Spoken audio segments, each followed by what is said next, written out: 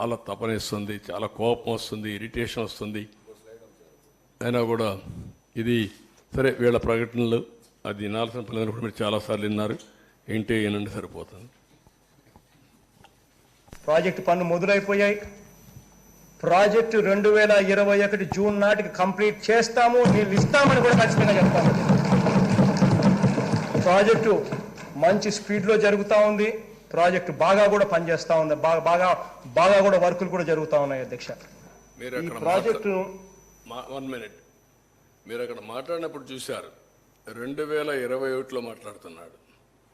2021 అసెంబ్లీలో ప్రాజెక్టు స్పీడ్గా జరుగుతుందంటాడు. అప్పుడు మునిగిపోయింది.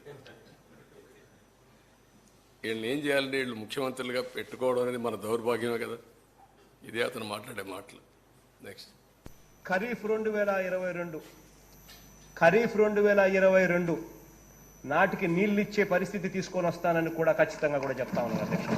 ఆ అవరోధాలన్నీ కూడా అధిగమించి ఈ ప్రాజెక్టును 2023 ఖరీఫ్కు కల్లా ఈ ప్రాజెక్టు పూర్తి చేస్తామని చెప్పి చెప్తా ఉన్నాను.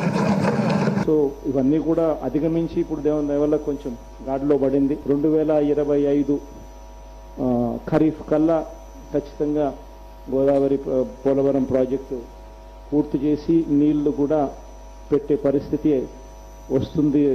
జూలై ఆగస్టులో ఆ వరద 2025 జూలై ఆగస్టులో 41.15 మీటర్లలో నీళ్లు పెట్టే పరిస్థితి కూడా ఏది ఈ పోలవరం ప్రాజెక్ట్ అనేది వెరీ వెరీ కాంప్లికేటెడ్. అంత తేలిగ్గా అర్థం కాదు. ఏంటి అంత అర్థం కాదని గట్టిగా చెబుతున్నారంటే నాకు అర్థం కాలేదు. కాబట్టి నేను అనేక సార్లు విజిట్ చేసి స్టడీ చేసి అనేక మంది అడ్వైజర్తో మాట్లాడిన తర్వాత నేను నిర్ణయం తీసుకున్నా, ఇది ఇప్పుడు పూర్తయ్యేది కాదు అని చెప్పిన మొదటి వ్యక్తిని నేను. విన్నారు కదా ఎంత హాస్యం అయిపోయిందో. ఓకే.